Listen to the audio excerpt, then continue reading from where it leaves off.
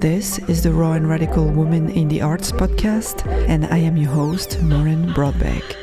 Raw, unprocessed. In each episode, we explore the mechanisms of identity, vulnerability, authenticity, empowerment, and social change through conversations with inspiring women who are making history and challenging the status quo in both the art world and in society. Radical rebel. Progressive. We talk about their real-life challenges and celebrate cis and transgender women so that you can be inspired, empowered, take action, and further your critical understanding about what it means to be a woman in the arts. Woman feminism. A revolutionary catalyzing reformation. Radical. Welcome to the Raw and Radical Woman in the Arts podcast.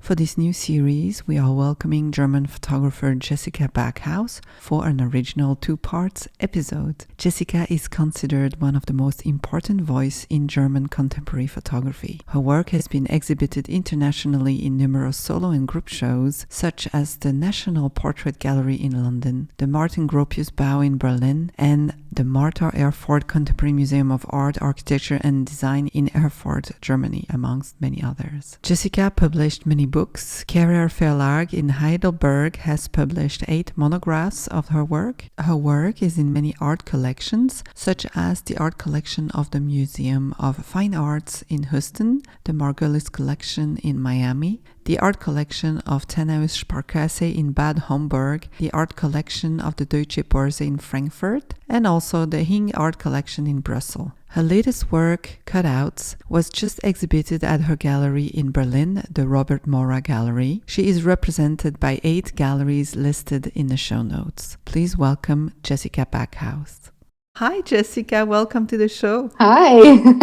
It's a pleasure to be with you. Yeah, thanks for being here. Can you tell us, to start, please, how you got into photography? What got you interested in imagery? And because I know it's about passion, it's about love, and there's things that are really poetic about imagery and photography. So can you tell us what got you started in this? In a way, it started for me from a very young age because I was born into a family of actors and artists. My mother is an actress and my father is a theater director. And they already, at their age, they were completely absorbed by the theater and very passionate about their world. Yeah. So then I came along by, some miracle. I made it into this world. But from a very young age, they showed me their passion that they had for their art form, the theater. So I want to say, yes, the first 10 years of my life, I grew up in this theater and we were traveling a lot, going on tour. So it was, as you can imagine, a very colorful childhood, always a very open environment where there was a lot of freedom and creative expression because we had singers coming into the house, artists, painters. It was an open house for just creativity, and growing up in that environment, of course, it was very impressive, sometimes intimidating. It was colorful. And when I went to school afterwards, where naturally I went was the theater. Yeah. So instead of doing my homework, of course, needless to say, it was much more interesting what was happening on the stage when I was watching the rehearsals and all the mise en scène and all the excitement. And so I kept watching years, all the actors. And I think somewhere in between that time when I was always in the dark, the observer on what was happening on the stage, and then later on, in my teenage years, my parents separated and my mother moved to Berlin, and her partner had this movie archive. So then my teenage years, I was in this archive. And I recall that photography and just visuals, and let it be alone the stills from the different movies and from the various films, I plastered my room. Yeah. So I have always been obsessed with imagery and with visuals. And I think in between these two, experiences and upbringing, that profound desire to become a photographer to work with visuals was born. So when you were a teenager, you moved to Paris, correct? Yes, exactly. After these years here in Berlin, I was in Berlin from 12 to 16. Yeah.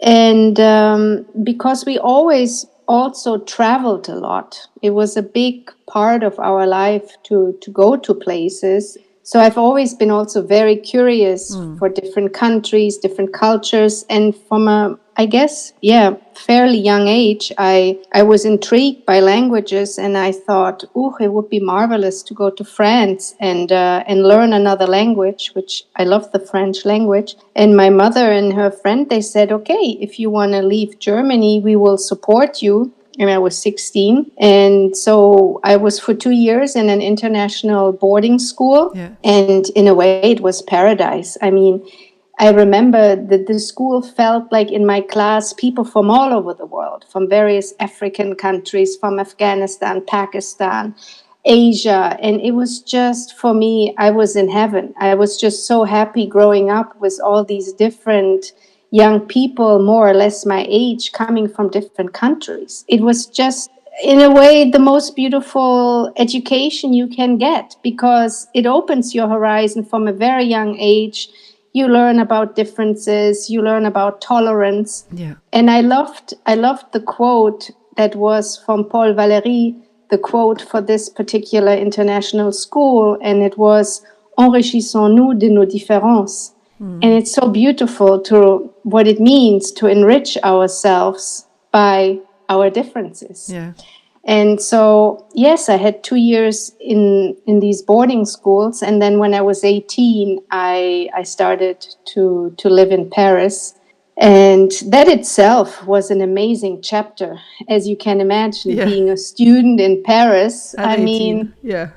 At 18, it's just you're, again, in an amazing city that is so vibrant and interesting that I very much enjoyed these 6 years I ended up being there. So it's really beautiful because your parents were able to transmit to you your passion. Yes. Or their passion, which created a passion in you. And we can really understand now all the colors in your work and where it comes from, because you had such a colorful upbringing and a colorful life, and this really comes across in your work. And I think transmission is so important. Oh, it is. And this is what I try to do as a mother, is to be able to share my passions so my children can create their own passion. And it's something so important because it makes you so vibrant about life. Yeah, you feel alive. And that's what it was. I mean, my parents educated me to be also,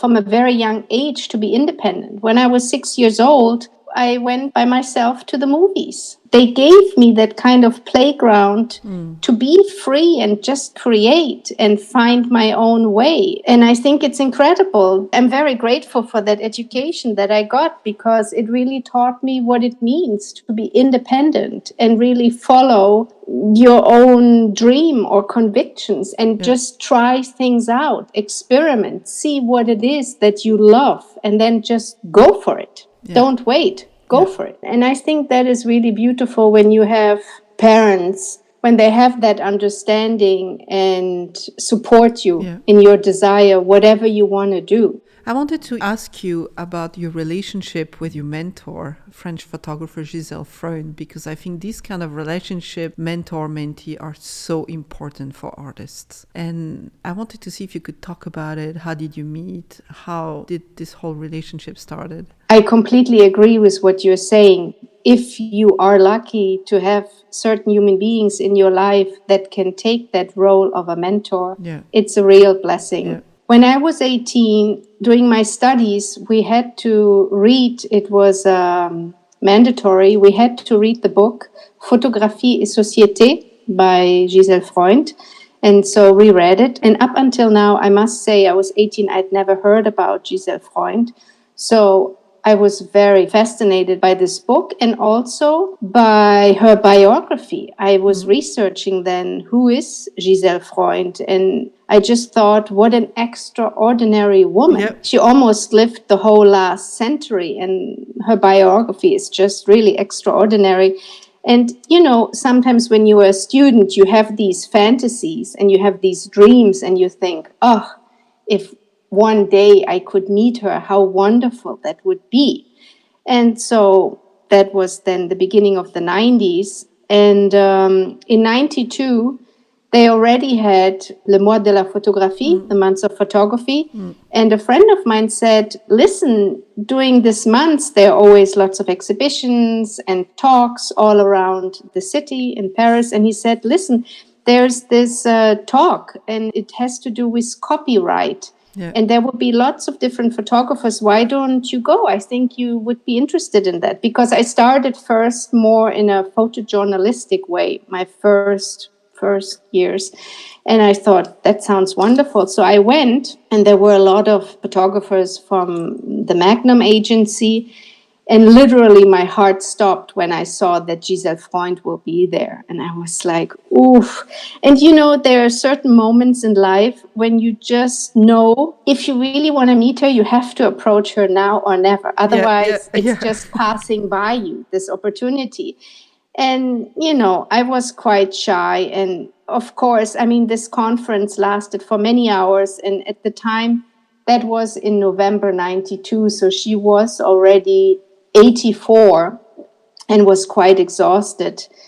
And after the conference, there was a kind of buffet, and she was surrounded by millions of people. I'm exaggerating, but a lot of people all wanted to approach her and talk to her. Yeah, I can picture that. And I thought, how am I going to get near this lady? And I don't know, at some point I was standing next to her and I overheard she was giving an interview to an American journalist. And at some point the interview, I thought, was finished. And I thought, okay, just now or never, just say something to her. And so I said in French that, I introduced myself, my name, that I'm from Berlin and that I'm a photography student and that I admire her work. So it was not very inventive, not very interesting, just very basic. And she nodded and she listened to it. And then, apparently the interview continued, and I thought that was my moment. And I just continued listening to her because her answers were very interesting. And then at some point she says to the American journalist, oh, did you just hear this young lady speaking French? Her French is so good and interesting. And then she turned back to me, integrated me into her conversation. And she says, now is not the right time that we have a conversation.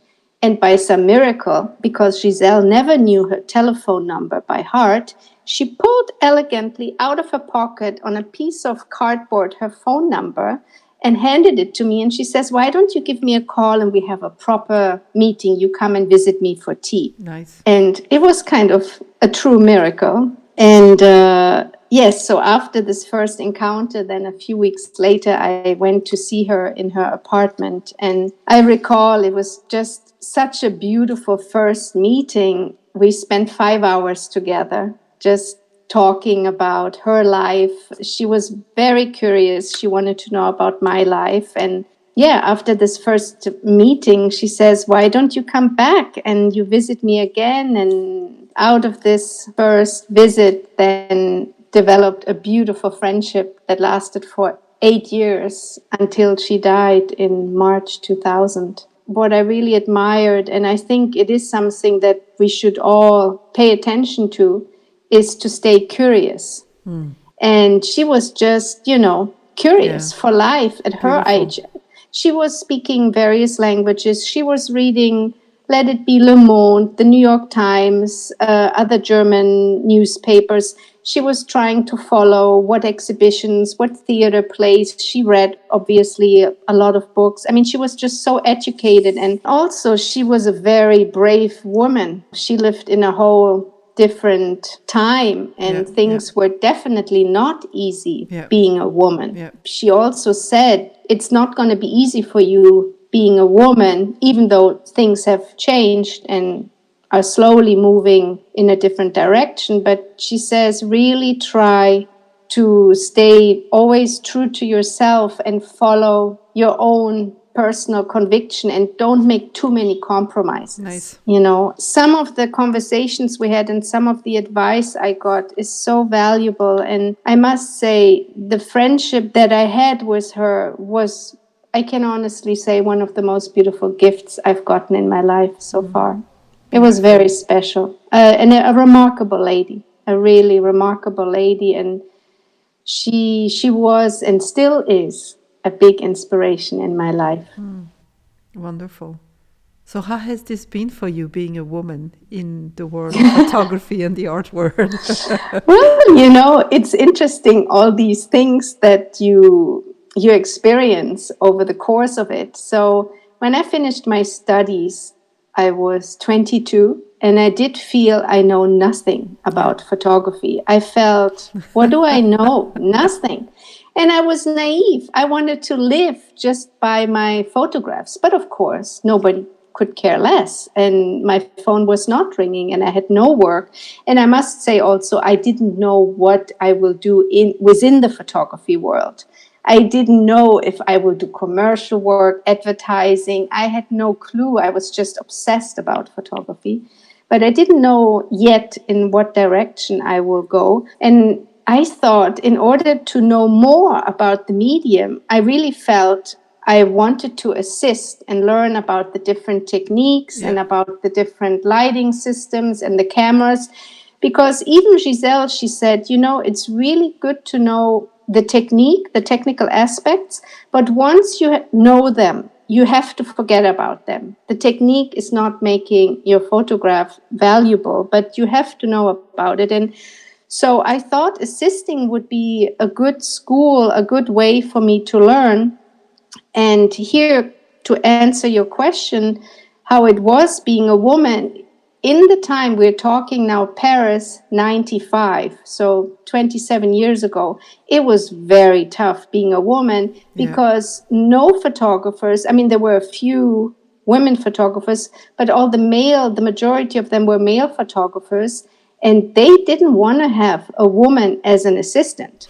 So it was very difficult. And by pure chance, I landed a job because of an agent, and she was at the time representing this photographer, David LaChapelle.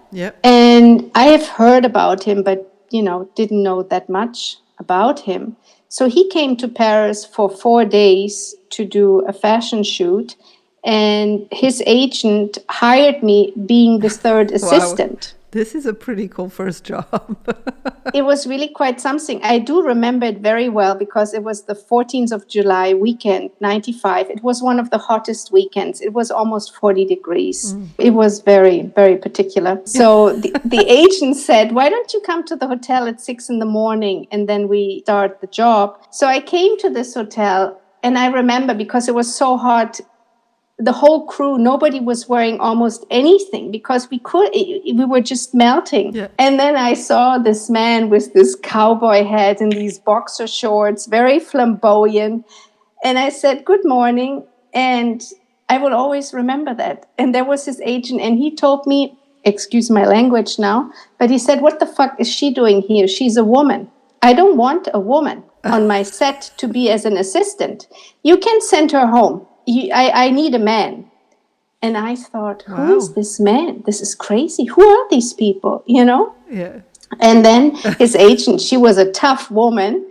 And she says, you know, David, you shut up now because I hired her and I will not send her home. So she will stick with you and you have to get used to her. Good job. That's it. End of the story.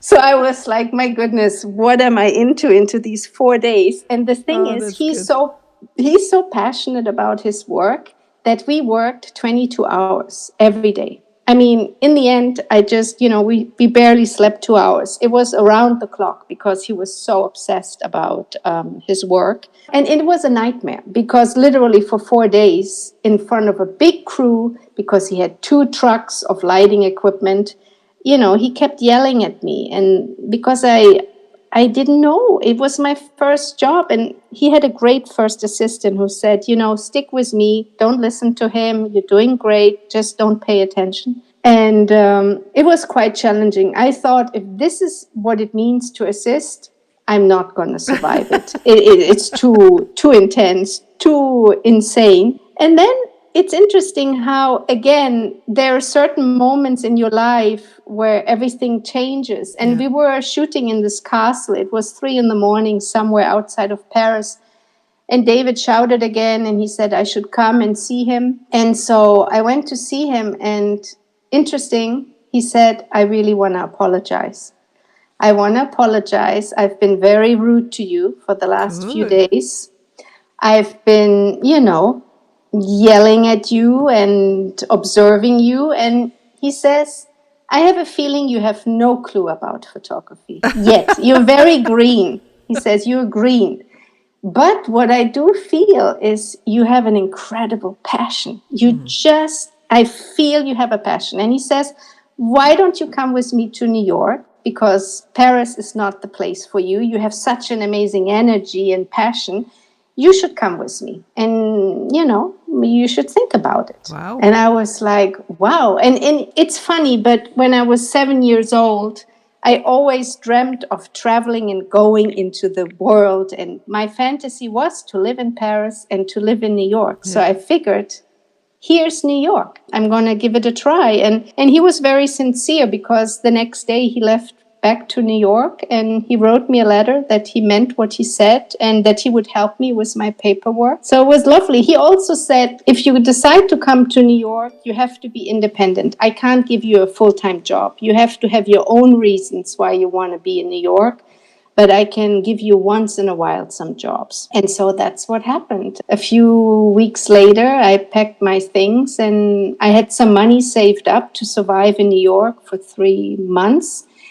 And I worked with him a little bit, but not that much in the end, a few times. And then I realized I have to create my own work life there. And so I ended up, assisting for 5 years for various photographers. Excellent. But it's interesting how it was different in comparison to France, where being a woman was really not easy to get the jobs. And in New York, they were already much more ahead of their time, because being a woman, it didn't matter once in all these 5 years. And there was a real network of people helping each other. And it was wonderful. I really must say, I think those 5 years, having had the chance and the opportunity to work with incredible artists, it was a beautiful experience. I learned a lot, and I also learned what I didn't want to do. Of course. It was an amazing school, but I realized for my own work, I wanted to go the opposite way.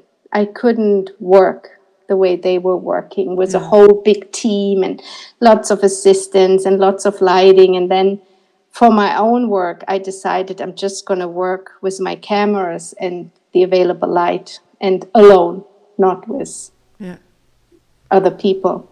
So now, a couple years later...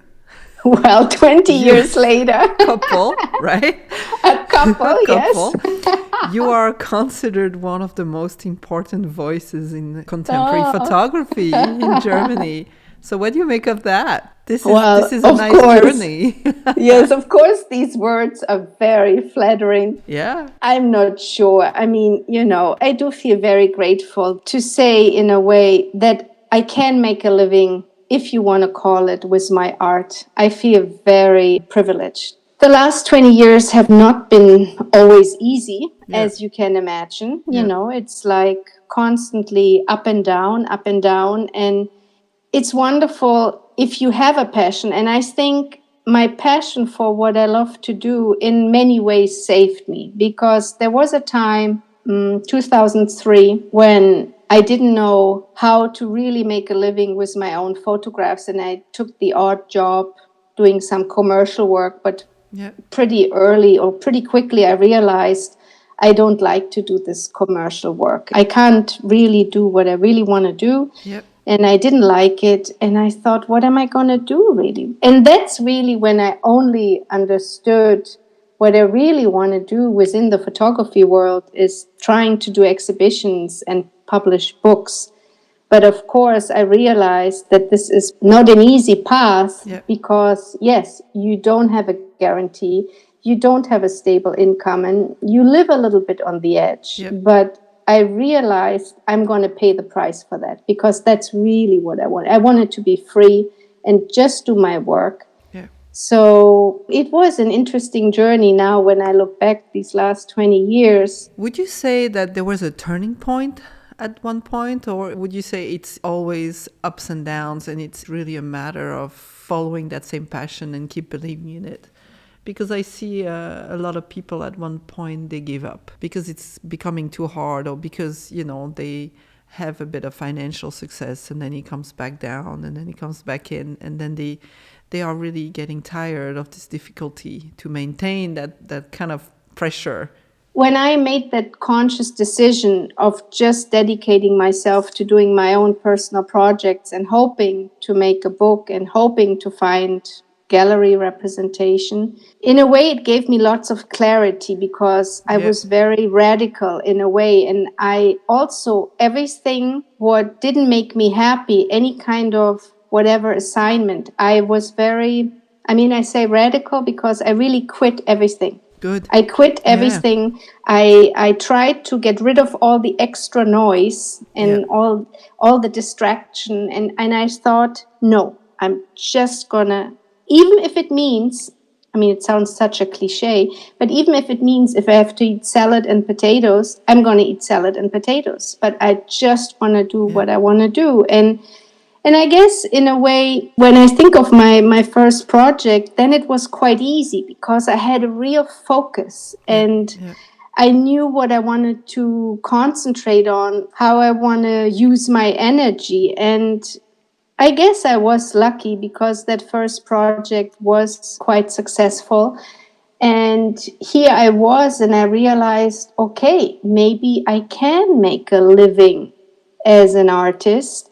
But I also realized if nobody cares and if nobody's interested, I was thinking I have to find something else. It was tough because I didn't want to do something else. But I also realized at that time, if it doesn't work out, I might have to quit. So I really sympathize with what you were saying. And honestly, I've seen it with some colleagues, friends who have decided not to continue that creative artistic path because it is too hard. And in a way, maybe their priorities changed. And a friend of mine once said in America, oh, now you are more established and, you have recognition. I'm sure it must be much more easier for you. Yeah. But the truth is, no, I don't think it really gets easy because you know yourself, you do a project, and if you're lucky, you have recognition, some success, and people purchase your work and you collect your work. But then you can never really have a moment where you think, I've made it. Yeah. I've never had that feeling. Yeah, I think it's some kind of a myth that people think that at one point you've made it, and then you set for life, and everything from now on is going to be like super easy. It's and not working and flowing, and no, there's not one point where that happens. Of course, you grow your network and you get to know more people, and you have more of a sense of community with time. And this is really important. I think we need this community to be able to survive in this environment. And it's very, very important that the connections are very important to entertain nice connections. I completely agree. I think it's very important. In that life, you make choices. It's all about choices and decisions, and also knowing your priorities and how you truly want to live your life. I always think, wow, we really are privileged that we were born into the countries we were born to and having gotten the education that we have gotten, because in so many countries, women, they can't do what we do. So I really think we also, when you put it all into a perspectives, we cannot complain, really, not at all. We have so much freedom, which is incredible, really. It's tough, but we do have possibilities and opportunities. Yes. So yes. What's your vision to make women in art and photography more visible? okay, as an artist, what kind of ways you have? You have book, that is one form of expressing yourself, and you have exhibitions or installations. And of course, it starts with that women need to be in positions. And I've seen that in the last few years, that more and more women have positions in important places, being a chief curator, being the director of a museum. So because that is changing, that is already the first good step. It's not only about women. I think the beauty is, and that is also, again, going back to Paul Valéry, men and women are different. And I think it's beautiful that we are different species. But it's also, instead of going against each other, it's nice to coexist together. So in terms of the artist, it doesn't always has to be a women-only show. There can also be men. But because we still need more time and there still needs to be more also education, it is good to obviously include more women in group exhibitions and to have more solo exhibitions where women are featured. I think everybody needs, to be educated and helping. I think also nowadays women, they have this beautiful generosity. They have a different perspective. But yes, I think for us, that's how it could work. And then look at what you're doing. I mean, you are also part of the whole process in changing things. Yeah, I'm trying to do my part. I mean, you are actively, you are a beautiful example of how to make changes. It's really you, honestly. I think it's incredible because you're giving women a voice, and that's beautiful. You know, Thank you. Your engagement in that process. You are actively a part of how you can contribute to that. And I realize I love curating, and I dream one day to have a place where I could curate a show. And I see it more, of course, there would be photographers, but also painting, also maybe video installations. I love to mix various art forms, and I would love to do a show where, yes, if it's suitable, maybe there will be some men, but I would give a big space to lots of women and do a beautiful show and curate. Beautiful. Thank you.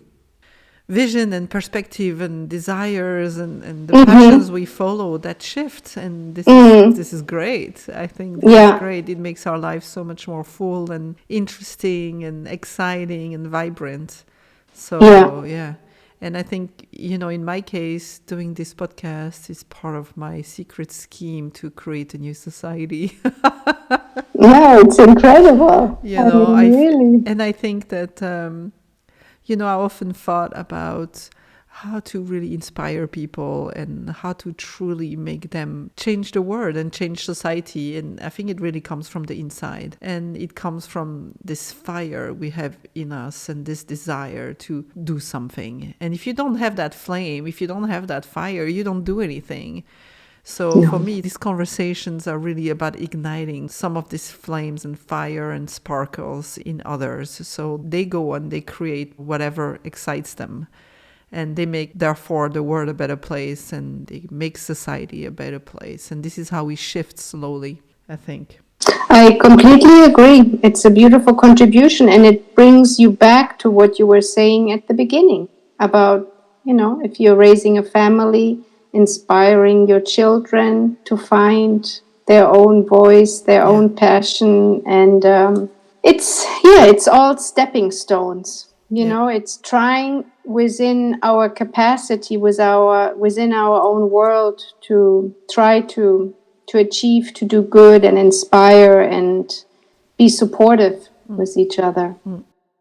Thanks for listening to this episode and her very inspiring story. And stay tuned for the second part that will be coming out soon, where Jessica will talk about her work and process. This podcast is supported by Pro Helvetia, the Swiss Arts Council, the Republic and Canton of Geneva, and the city of Nancy in Switzerland. We are so thankful for their support and commitment to women, culture, and the arts. Thanks for listening to Raw and Radical Women in the Arts podcast. Learn more about our featured artists and sign up for news and updates by visiting our website rawradical.com. Organic, radical, profound. Please consider leaving us a comment and review on your preferred podcast listening platform to help others discover the show and take part in this global dialogue. She, intuitive. I am Maureen Broadbeck, Fatal. and until next time, keep the dream alive. Woman.